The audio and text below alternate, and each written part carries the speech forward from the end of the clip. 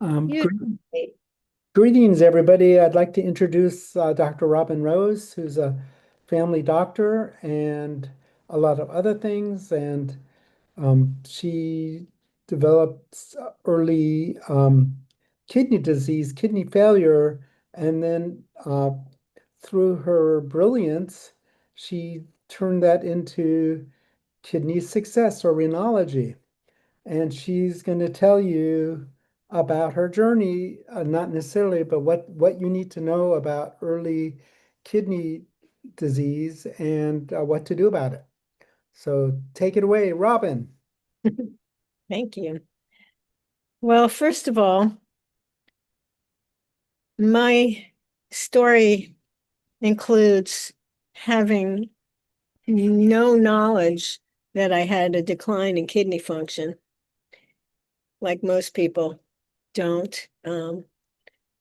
It was obvious when we reviewed labs in retrospect, but it was not clear to anybody that I was engaged with at the time. And so that's really a big message, is that listen to the whispers, because often there are things happening that we even have data in our lab work, and we can find out that there's something going on and there's stuff to do about it.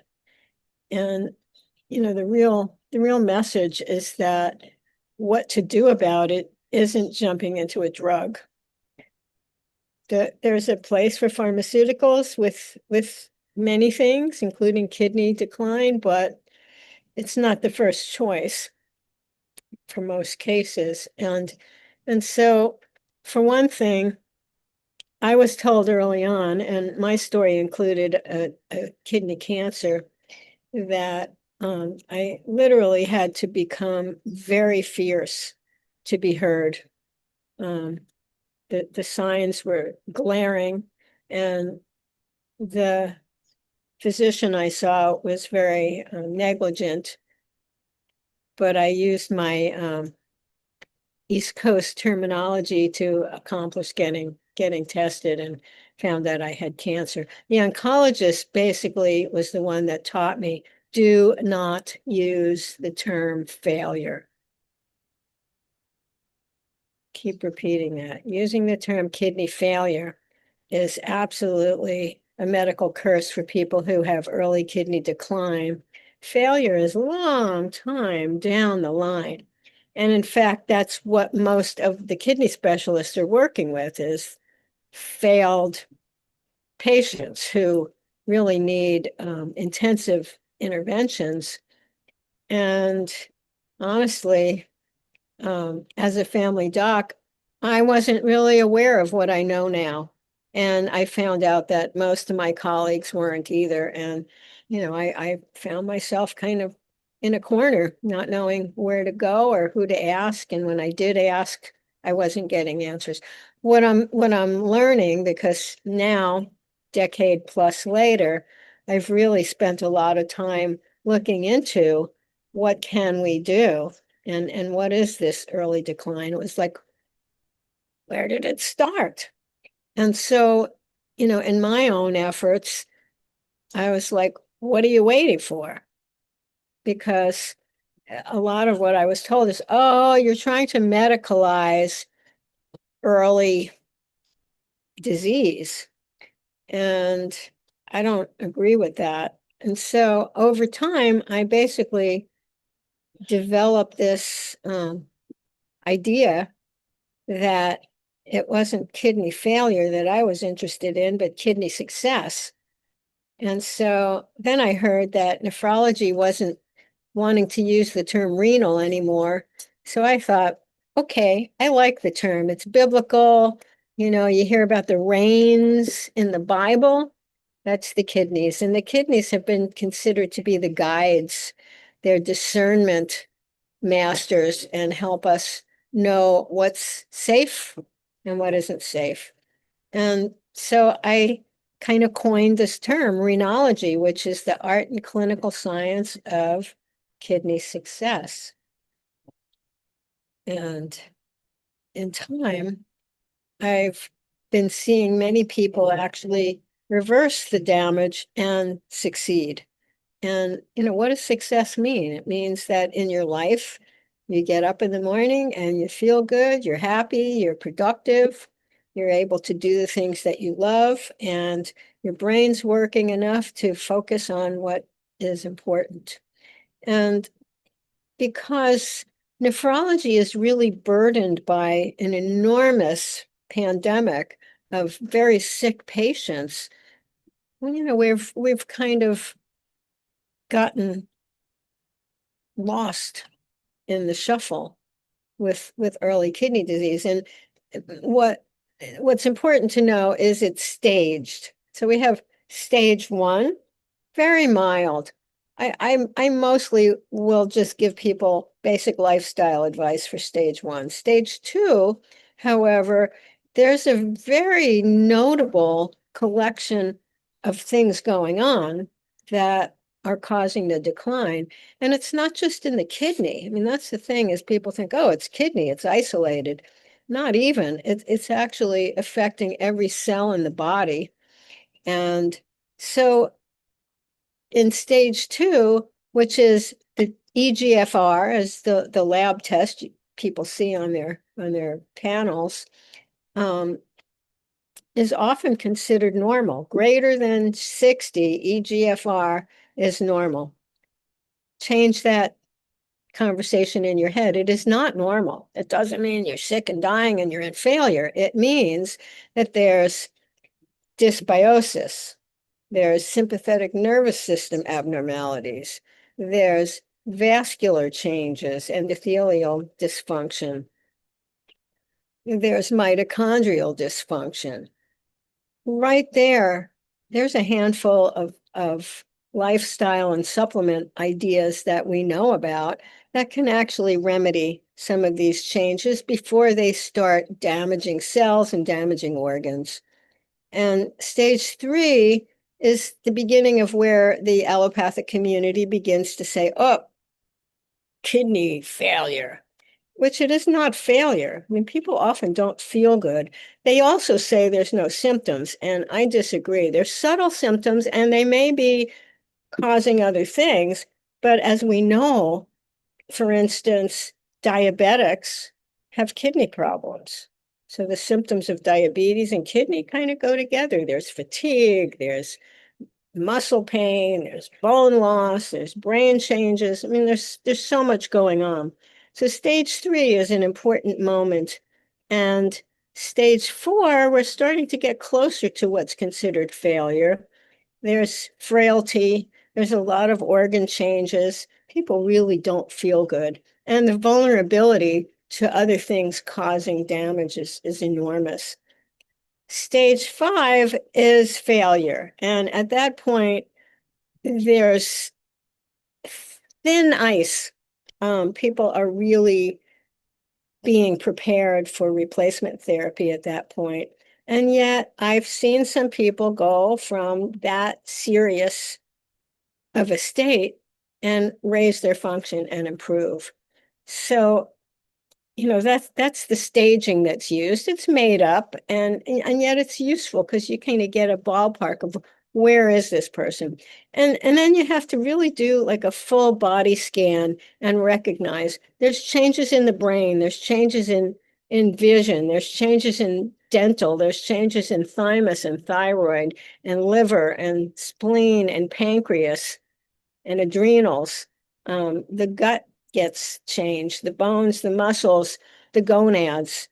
There's really few things in the body that aren't affected by the downstream effect of the fact that kidney is to discern what to keep and what to excrete. If you're keeping stuff that you should have pooped out or should have peed out, you don't feel good. If you're getting rid of nutrients and necessary chemicals that the body needs to function, also don't feel good.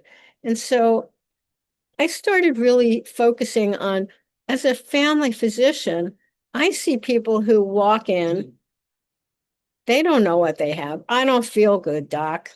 And you start doing a good history and find out various things. The sleep isn't good. The gut doesn't feel good. I work in a glass factory. I'm exposed to toxins. I mean, there's so many clues that pique the listening about kidney.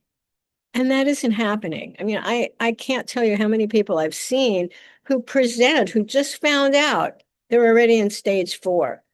Now, realize that cutoff, that GFR greater than 60, that's 50% loss already. Doesn't make sense, does it? I mean, why are we waiting this long when there's clearly things that we know to do? Starting with just lifestyle. I mean, the discipline of kidney success is really a personal love story. Do I love myself and my life enough to do the things that will help me, even though I have to sacrifice and give up things? I call it sacrificing on the altar of kidney health. And then I also talk about the low-hanging fruit on the tree of kidney lifestyle. And it's a complicated thing. Starts off with hydration,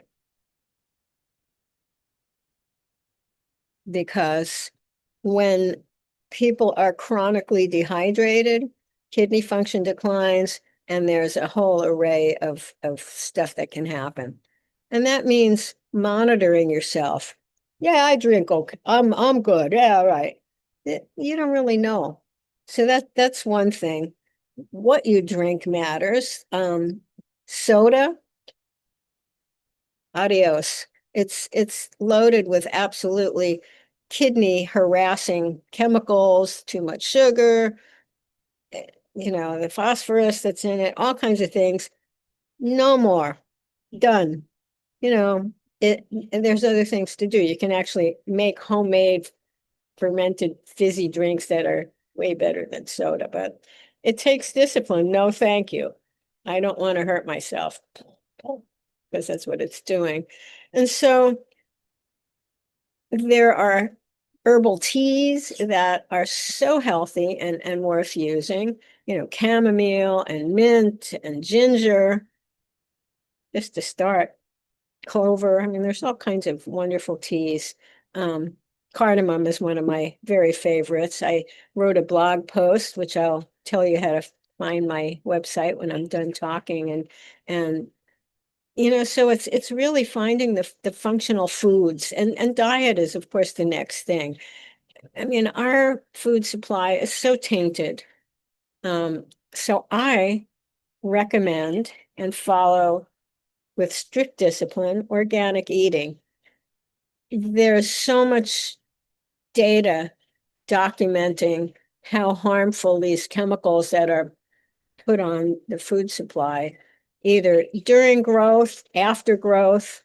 It's crazy. It's very harmful to the little nephrons that make up the kidneys.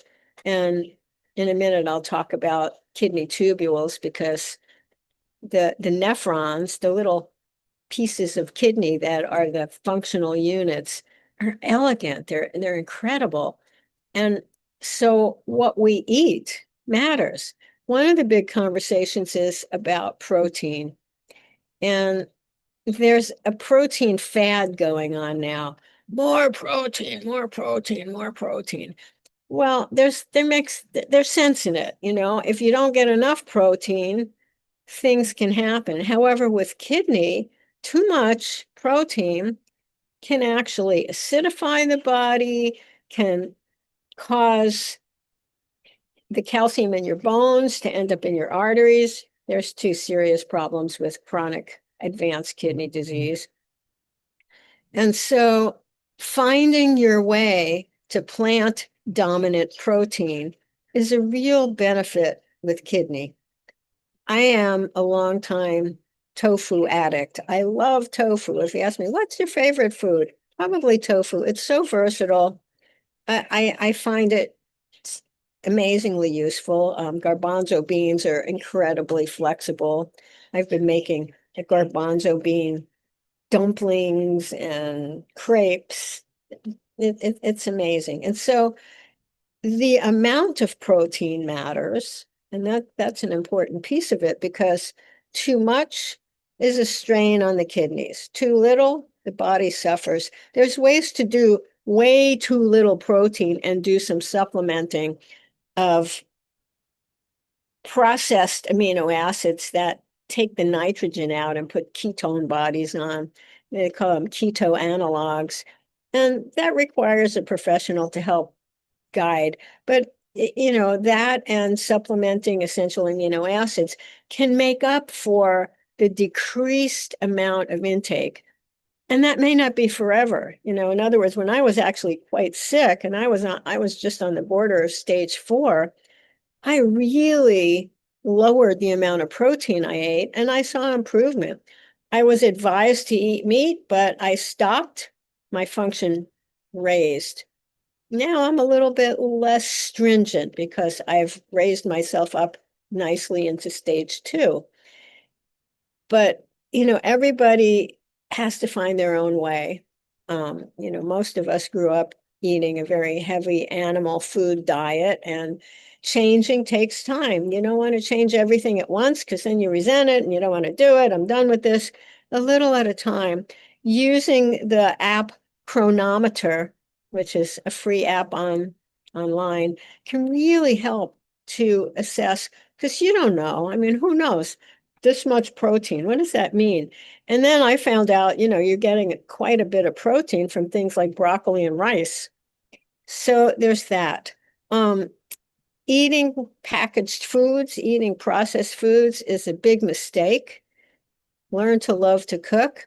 I avoid restaurants because I don't know what oils they're using. Oils can be inflammation causing. Kidney disease is a state of inflammation. That's one of the targets.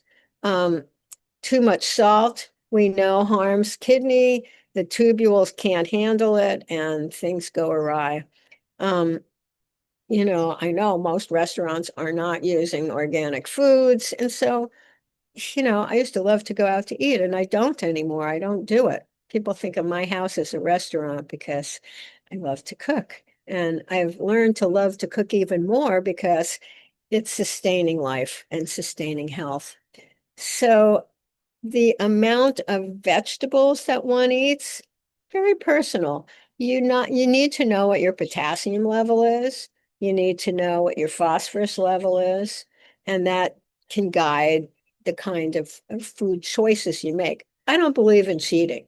Oh, it was a cheat day. Your cells don't know. It's really you make choices. Sometimes you choose something that isn't quite as fabulously optimal as possible, but you do that too much and more self-abuse. And that's really, a piece of dietary wisdom is how did you grow up eating? Were you forced to eat things? Is it stressful? All of that inner inner conversation is part of the self-love that it takes to succeed with kidney. So the other piece of it is sugar. Um, I spent decades advising people not to eat sugar, and every now and then I stopped. And for the most part, I've given up eating sugar. I mean, I don't have white sugar in my house. Okay, occasionally somebody will have something, a dessert thing that I'll taste a little bit, but honestly, it's like throw out the sugar. It's gonna help you look at what's a healthy piece of food for you because if it's got too much sugar in it, it isn't. And personally, I've actually basically given up grains as well because they're very highly acidic for one thing, and they also are kind of empty calories. I mean, if you're starving, it's a good idea. If you're not starving, look for better options. The whole thing with the acid base issue is huge with kidney because the illness itself makes balancing acid and alkaline very difficult. And there's very easy ways to fix this. Eating vegetarian food is one of them. So right there, that's a benefit. It may not be enough. The animal protein is way less acidic. And so using some bicarbonate, which is baking soda, half teaspoon and a half a cup of water for most people is very useful. You can also get tablets. And also citrate is the other option for alkalinizing. And that's also on basic lab panels. You look for the CO2. I like to keep the CO2 level closer to 30 to optimize. I mean, I've seen people reverse their potassium being elevated. It normalizes. Phosphorus normalizes. Uric acid, parathyroid hormone. A lot of things improve by alkalinizing the body. Not a trivial piece of tool for successful kidney life. So, what else can I think about diet? I think that's a good conversation in that regard. The next one is sleep. It's amazing how many people have bad sleep. And to figure out why is an important thing. There's a real notable thing that happens with kidney disease, which turns everything topsy-turvy. I found out this piece of it the hard way by myself. I thought, my blood pressure's doing good. I take it in the morning, 120/70. I'm great. One day I didn't feel good and I took a blood pressure at 11 p.m. It was like 170/95. I was like, what? Well, the what turned out to be non-dipper. So your blood pressure is supposed to dip at night. With kidney disease, it very well may not. That's an important thing to know because if your blood pressure is high, it's damaging kidney, damaging blood vessels. Kidney's a blob of blood vessels. And so right there's a cardiorenal adventure that you really don't want to go on. Um, so um, getting lost with too many things to tell you. Um, I think that monitoring sleep is quite an important thing. Um, for a while, I used an Aura ring and found out that I didn't get REM sleep until later in the morning. And so, I just make it a habit. I sleep in almost all the time. I used to, when I was in my very busy medical practice, had to get up at 5 o'clock in the morning to go see patients at the hospital before I worked in my office. And then I'd stay up late, doing paperwork. Bad idea. I mean, it sets you up that, the kidney itself has its own melatonin and melatonin's a useful hormone to sustain kidney. It's not just for sleep, but it does help. And so, monitoring yourself, understanding what you need. Are you stressed and you're busy thinking at night? All right, you got to learn some techniques to quiet the mind. The other interesting thing is that the nervous system turns on at night. There's the sympathetic and the parasympathetic, that balance gets abnormal. So there's excessive fight or flight in CKD. And that basically puts you at risk for all kinds of things, blood sugar, blood pressure, anxiety, quote, when it's actually the illness itself. And there are strategies for learning how to change that dynamic because unless you do, first of all, life isn't pleasant. And second of all, you end up, harming yourself. And so the sleep aspect is huge. Exercise, really important. Maintaining muscle, maintaining breath, because breath has to do with alkalinizing as well as your excessive exhale. You're letting off the acid, and you're also stimulating the vagus nerve, which is the parasympathetic rest and relax. And everybody's unique in how they relate to exercising. Even if you're stuck in bed, there were times when I was really sick in bed, I was doing leg lifts and I was doing slow yoga, which I learned from a physical medicine and rehab specialist, counts for exercise. It doesn't have to be jock exercise. walking, very important, dance, qigong, tai chi, swimming, gardening, um, using weights, all these things really have to become a part of your day every day. And so again, it's like having conversations with yourself. Am I actually doing what I need to? What am I not doing that I can add? What am I doing that I should get rid of? The same thing that the kidney's doing. You're discerning what's good and what isn't good. Um, the other one that I like to talk about is toxins. That kind of is a segue to the kidney tubules. So the kidney's this big bean. All the blood goes to the kidney constantly, circulating. And within the kidney are little tiny units. They're called nephrons. They're very beautiful. They're so elegant. It's like this filter. So the first is it goes through a filter and then ends up in tubules that ultimately lead to producing urine. The tubules basically decide what to keep and what to get rid of. And the tubules are basically clusters of mitochondria. The other thing that I learned, I didn't know this before, that was so interesting is that every kind of kidney disease, no matter what, and there's many, it's a long list of how did I get here, but the tubules precede the glomerulus, the filter, in decline before the glomerulus starts going down. Even with diseases that are glomerular, you find tubular dysfunction preceding it. And that's really important to know because we basically, as a medical culture, don't have any tests that we do to assess this. I've found some, and there's one that I've started to use, and it's of interest. So what if you find out that the tubules aren't working? There's things to do: mitochondrial support, endothelial support.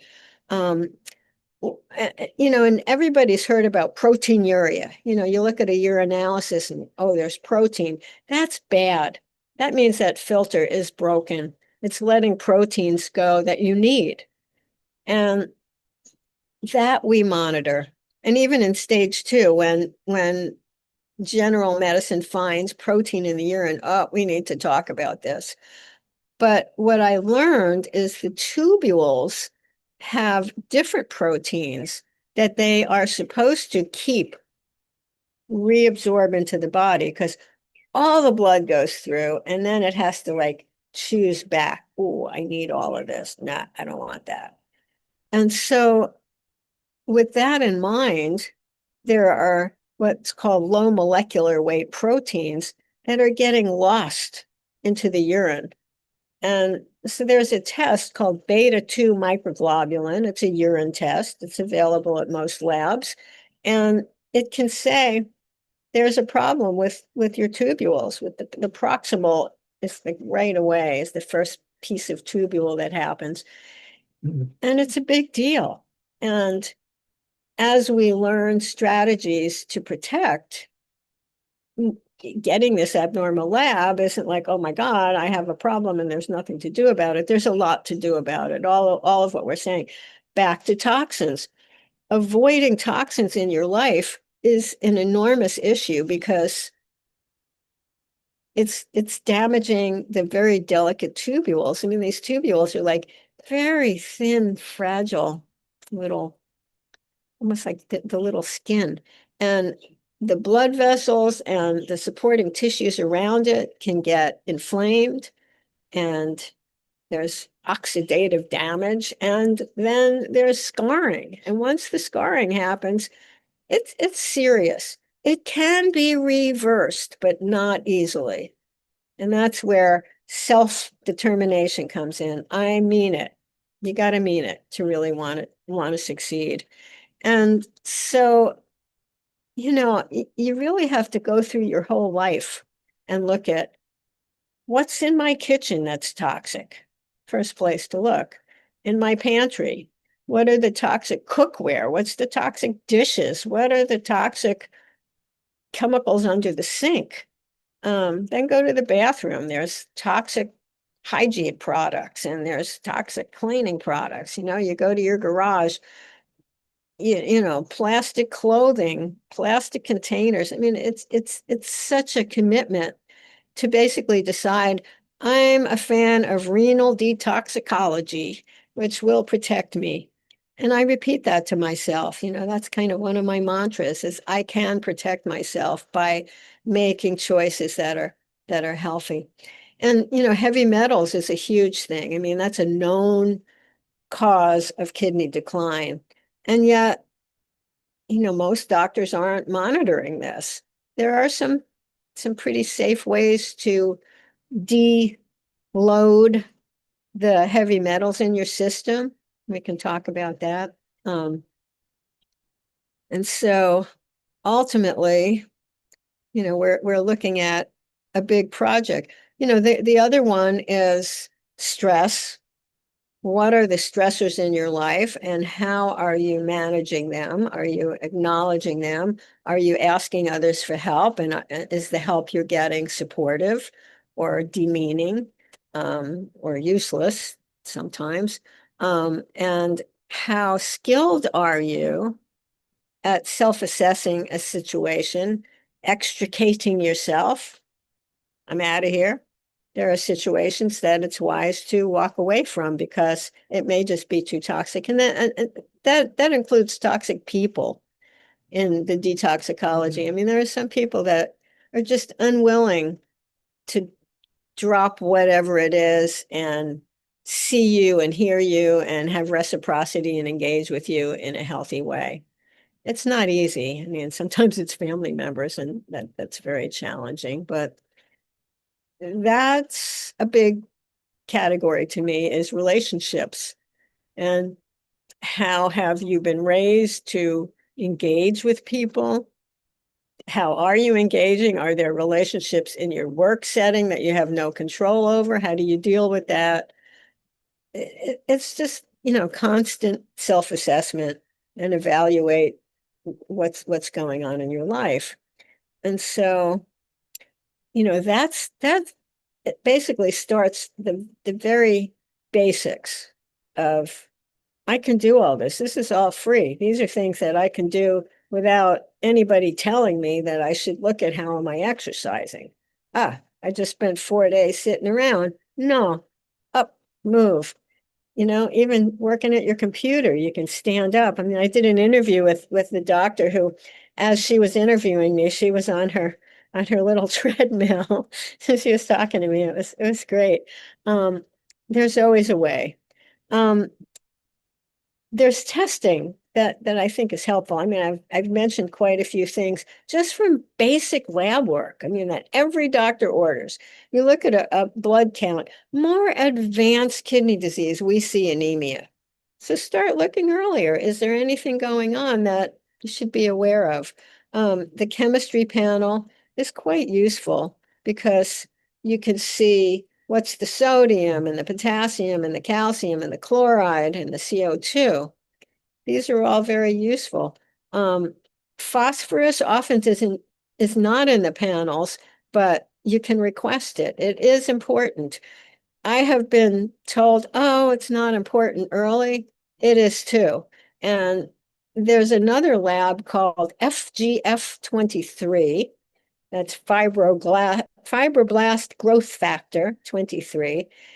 And so there's this little cluster of labs, calcium, phosphorus, FGF23, vitamin D, and I prefer the 125 vitamin D for kidney because that's where it's manufactured as opposed to the liver, which is the 25 hydroxy vitamin D, and parathyroid hormone. That's a little bit of a panel. And early on, it may look normal, but if the FGF is elevated, that's telling you have a phosphorus problem and there are things to do. Look at your diet. Look at what you're doing. Look at your gut health. Um, what was I going to say? These things all work together. And just for down the pike, Clotho is an anti-aging hormone that's engaged with all of this stuff. I know what I was going to say. Phosphorus, the normal range is 2.5 to 4.5 milligrams per deciliter, but 3.5 and above in CKD is already causing trouble. So often they'll say, oh, the phosphorus was normal. Well, it isn't normal for kidney. And what's happening is calcium is mobilized from the bones. We know that there's bone decline in kidney disease, it's known, and it's placed into arteries. We know that atherosclerosis is an issue. And so that the phosphorus is a very important piece of this, as is ADMA, ADMA, and TMAO, and homocysteine. These are all labs that you can basically get from your normal commercial laboratory. And with that information, I mean, that can keep you going for several months of making personal changes that facilitate your ability to improve. I mean, I've seen it. I've seen it in myself. I've seen it in other people. Um, the other labs are known as issues with blood vessels. And again, I keep saying this over and over again. The kidney is a blob of blood vessels, just like the eyes. And so all of these organs and tissues and cells communicate. You know, there's transporters going around. And so finding a portal. I'm going to work on my phosphorus and really, really taking it seriously and watching the improvements. It's amazing. Um, the other typical lab that I think is useful is thyroid, because we know that T3 is decreased with kidney disease. So the TSH, the thyroid stimulating hormone, may look normal. However, you might see a decline T3. That's telling you, all right, kidney is interacting with thyroid, and a little fatigue, a little puffiness, a little, I don't feel good, can be fixed with some attention. And I like to think of it as functionally or holistically. There are many, many things to do besides dropping your thyroid replacement and going on. So thyroid's important. The other, I mean, a lipid panel is of use, but I actually think only advanced lipid panels are of any benefit to understanding what's going on at this point. The urinalysis is loaded with information, starting with protein. If there's protein in the urine, that's not good. There's many, many markers in a urinalysis. You can actually get your own little dipsticks and do it at home. So you can stay on top of it. How is the protein in my urine? Bad prognostic thing. So it's good to monitor glucose. There's the acid base aspect of it. And so all of these things really matter. Um, Any other labs that I can think of? Well, then we move on to more functional lab testing. And I personally love the NutriVal, a full nutrient panel with amino acids and heavy metal. There's so much on this. I mean, the first time I did one when I was sick, I think it took me several months to really sort through everything and come up with actionable changes to make to use the test. Um, Dysbiosis testing for the gut, very important. I'll backtrack. Fermented foods for many people can be very useful for kidney, because there's a thing called uremic toxins. And basically, the dysfunction in the kidney leads to other organs making chemicals that are bad. And the gut is known for that. And so, we end up having players that cause inflammation, that cause cardio changes, that cause us to have inflammatory changes in other places. And we know that's not good. And so the lab testing can actually give us handles, give hope because there's something to do. The worst thing is, sorry, there's nothing you can do. We'll install plumbing for you when you're worse, which was told to me. And so, the motivation factor, you can't, you can't talk about it too much. And when it's lacking, find ways to reclaim. Um, I Robin, like, question, can I ask? yeah, So, as a cardiologist, I often check omega-3 and 6s and also a blood test called, or in kidney, you can get a urine MMP9. And have you found either of them useful? Because I find them useful in coronary artery success. it isn't something that I've, intentionally included. I mean, I usually advise people to improve their omegas with lifestyle and sometimes with supplementation, but I All like right, that. all right, sorry to interrupt. Keep going. You're doing great. Robin, by the way, you look beautiful as usual. Thank you. I look at myself on the screen and I'm like, how'd my mother end up here? Um, she's long gone, but shows up. Um, Oat testing is useful to me because oxalates are a real thing. They're like little razor blades in the tubules. And even if it's somebody that doesn't have um, kidney stones, oxalates still can remain a problem. And so it's nice to know that, if somebody's not really having a huge issue, it's just diet. I mean, it's shocking. My husband is dealing with an oxalate issue, and we've both been like, oh, wow. I mean, things you would never, ever imagine can contribute. And so it's like knowledge is bliss, really, in that regard. Um, I mean, I think you can just keep going on and on, with testing and keep getting inspiration. I like testing because you get a result, you want to do something, you want to make it better. And that's part of why I so appreciate having the information. I've seen my patients be motivated so much when they see an abnormal result. It's like, okay, I'm going to work on this. Um, Sounds good. so once you get nutrient testing, you get ideas of stuff, there's some funny things like thiamine, the transporters and folate don't work as well. And so sometimes it's just, the intuitive wisdom of a clinician to say, I'm going to place these things, like Dr. Readers is saying, it's like I'm not doing omega testing, but I'm giving people omega attention. And again, that helps with inflammation.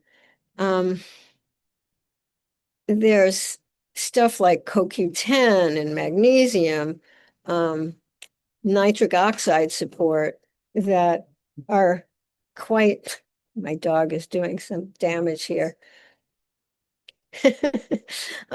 Anyway, there's so many things that could be used, and it's a longer conversation than this, and I personalize it because there's everybody's case is so incredibly different. For me, I happily got my GFR up to 51 with all of these efforts from 30.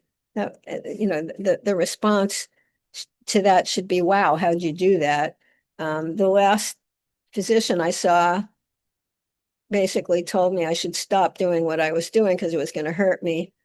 So you need to be aware of that there's a lag in the actionable practice of medicine from what the literature suggests.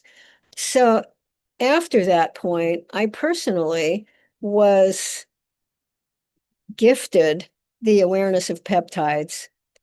Peptides are just little fragments of proteins, and it's become quite popular. When I first learned about it, it wasn't. mean, most of the people I talk to are like, oh no, I don't know about that. But there's with some education and skill, they can be so incredibly useful with with kidney decline. I mean, especially early in stage 2 and even in stage 3. I mean, I see amazing improvements. And then I cannot resist but to show off my baby, which is this rather hefty book that I wrote, Renology Peptides. I discovered bioregulator peptides somewhere along the line and took quite a deep dive into it. Um, they are even tinier fragments than peptides can be up to 50 amino acids. These are more like 2 to 7. And they're small and agile. And the benefit of them is that they get into the cell without needing a lot of energy. They get into the nucleus, they lodge in DNA, stretch it open, work with the DNA and change damage caused by living back to normal. That's the purpose of them. Then it's not like pill for ill. Oh, I took this and nothing happened. That is on top of all this lifestyle conversation that we just had.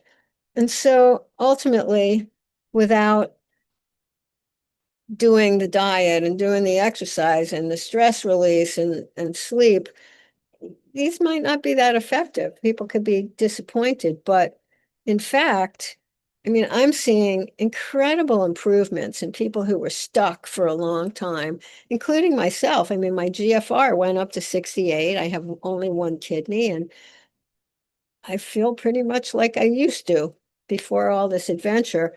And so how these are placed, there's a kidney bioregulator. Okay, that's kind of like, one size fits all.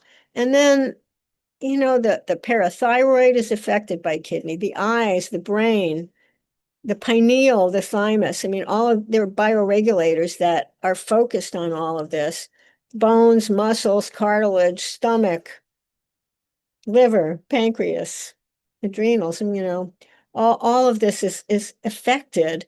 And we have tools, not only lovely nutritive supplements and some peptides, many of them are injectable, and so that really requires guidance. I mean, kidney can be fragile and you want to be careful. The bioregulators are so incredibly safe. I mean, it's shocking that they were discovered in Russia by this brilliant gerontologist who was ordered by the Russian military to discover substances to protect their soldiers from American radioactive and biochemical weaponry. And after he was done with the military, he ended up creating a very well-funded academy and clinic. And some years ago now, I saw that they'd seen 2 million patients and tons of studies. That's part of why my book is so heavy. So I included a lot of that so we'd all know. But, ultimately, there are ways to reverse harm. If you keep doing the same stupid things, I mean, I'm talking to myself, if I keep doing the stuff that's stupid, what do I expect? However, with the diligence of caring for self, caring for family, caring for the world, improvements can be made. And, these substances can really just cement it in and make these changes be effective long term. And that doesn't mean nothing's ever going to happen again, but it's like keep keep keep going. So, Dr. Readers, do you have any questions for me? We might have For lost me, him. no, yeah, I'm here. I just had to press the right button to unclick. No, I think this is brilliant. I'm think that there's a lot of information here. I'm going to possibly make this into also a document that people can get. If I'm ambitious, I'm really grateful that you um, got kidney disease and figured this all out for the rest of us. Thank you very, very much. There's, Otherwise, there's one way of framing it. oth- otherwise, I would never have known all of this. And just for me, just to editorialize, there's a gap in cardiology and in kidney disease and coronary artery diseases.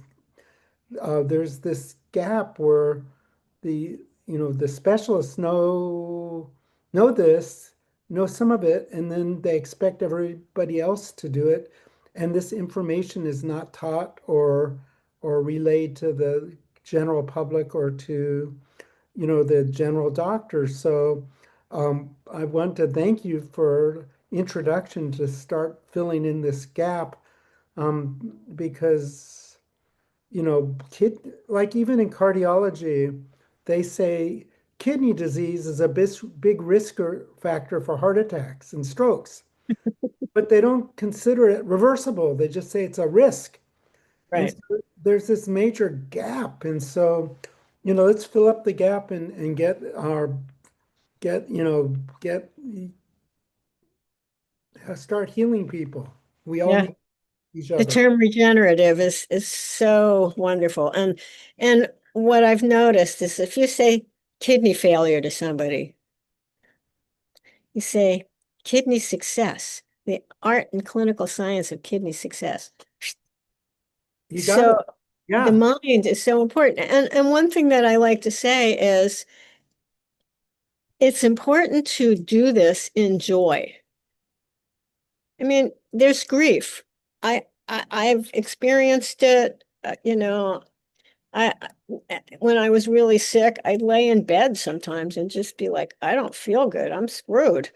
And nobody was really telling me you can reverse this. I mean, basically what they were telling me is expect to lose 5% a year. And I was at 20, I was at 25%. I was like, wait a minute, reject. I had to like get fierce and not listen to those messages, and that's an important thing. And it's part of what I'm trying to teach clinicians is there's a way to support someone in their grief because the grief is real. If you don't process the grief, it just keeps coming back and biting in different ways.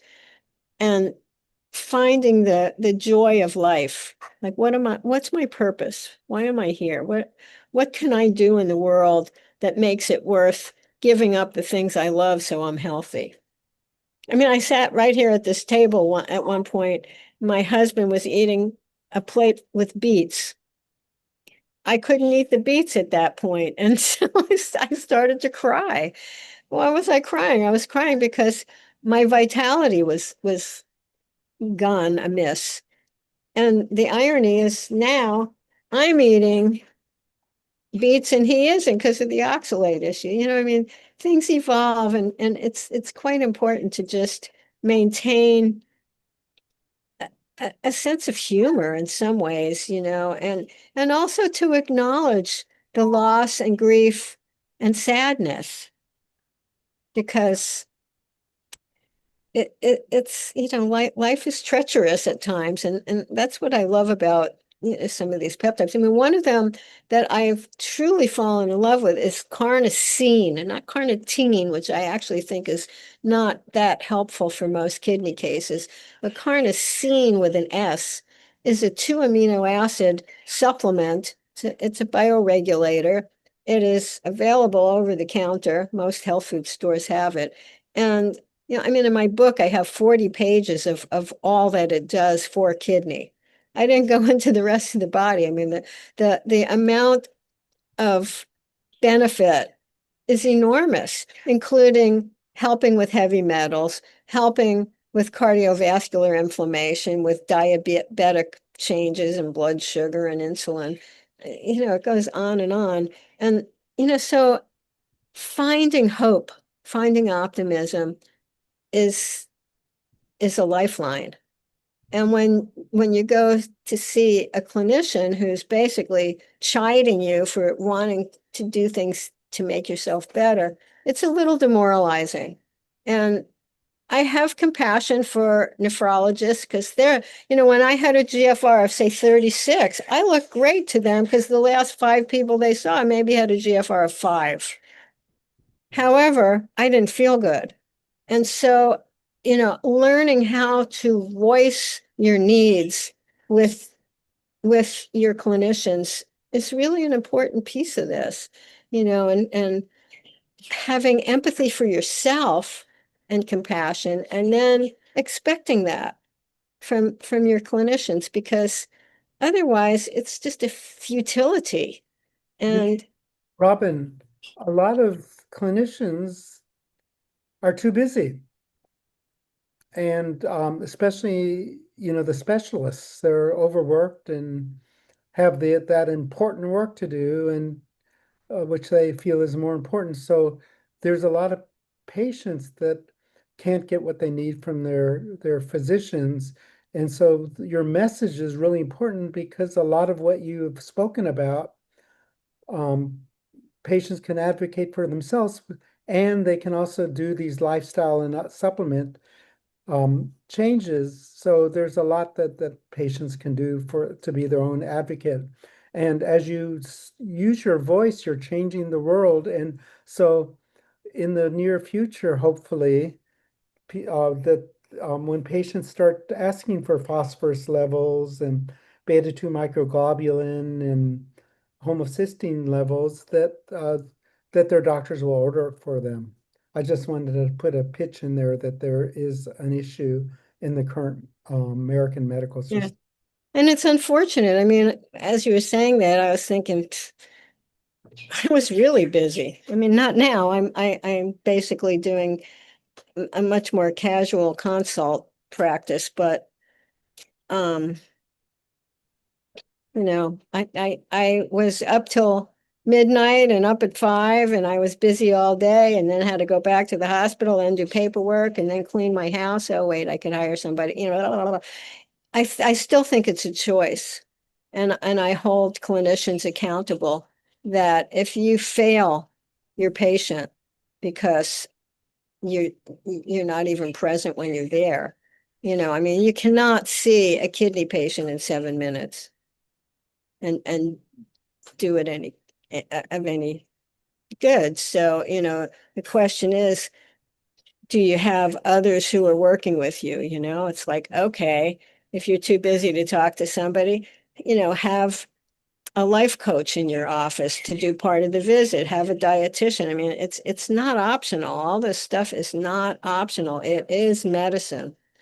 And so we got a problem with our healthcare system, and you're right. It really takes serious advocating and having expectations for better.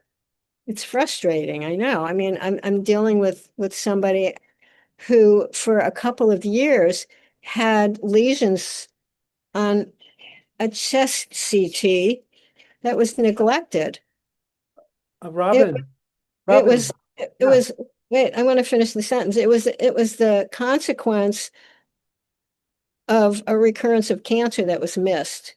And so, I'm passionate for pay attention, listen to yourself, listen to the patient if you're a clinician, and learn to find the resources, because sometimes it's hard.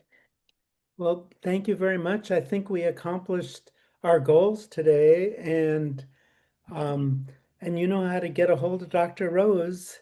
Um, do you want to say how to get a hold of you if there's any question, Robin?